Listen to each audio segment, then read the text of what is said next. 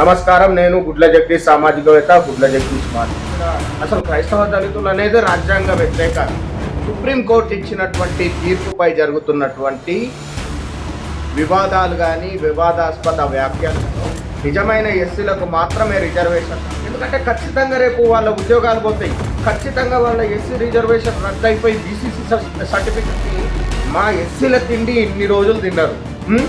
ఇన్ని రోజులు తిని మీరు దానికే అలవాటు కదిలిపోయింది. పెద్ద పెద్ద అగ్రవర్ణ పాస్టర్లు కూడా దీని మీద రౌండ్ టేబుల్ సమావేశం. మన హిందువులు యాక్టివ్లో ఉండరు.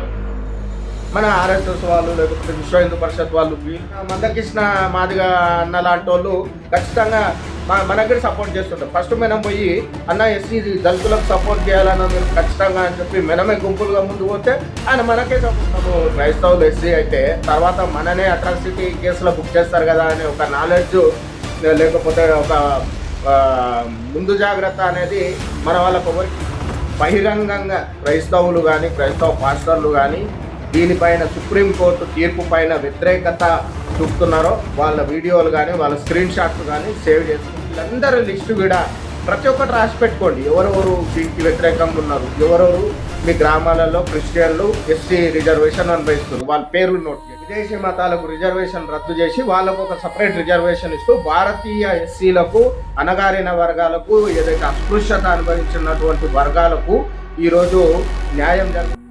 ఎంత పెద్ద నాయకుడు ఉన్నా కానీ భారతదేశంలో ఈ సుప్రీంకోర్టుని కానీ భారత రాజ్యాంగాన్ని కానీ భారతీయులకు ఇచ్చినటువంటి రిజర్వేషన్ని కానీ వ్యతిరేకించిన వాళ్ళు ఈ న్యాయస్థానం ముందు తల వంచక. విదేశీ క్రైస్తవ మూకలు విదేశాల నుంచి కూడా ఫండింగ్ అవుతున్న నిజమైన దళితులకు న్యాయం జరిగింది. ఇప్పుడు ఇన్ని రోజులు మన తిండి వేరే తిన్నారు, ఈ రోజు నుంచి మన తిండి కడుపు నిండా మన హక్కు మనము సాధించడము. మన